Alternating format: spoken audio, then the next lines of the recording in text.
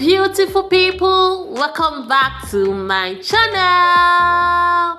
Welcome back to Sisidammie. Guys, I think now my name should be baby's favorite mom, because I always come through for them. If you say you are not going to eat, you must eat.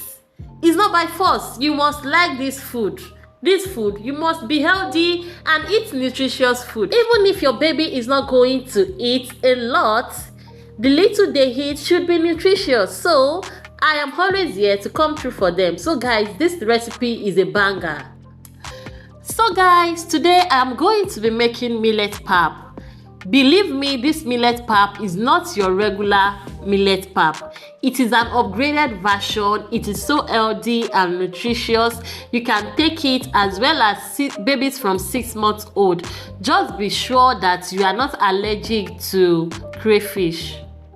For this recipe, I'll be using soya beans, crayfish, millet, and potatoes. So beautiful people, I will allow you watch it from here. It is well explanatory, and if you have any question, you can let me know in the comment section and I will answer you as quick as possible. And also, I know it is not everybody that have the time to make such pap.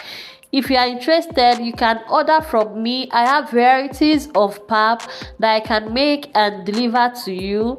If you are interested, you'll see my number in the description box, or you can message me on IG at Sisidammie and I'll respond to you.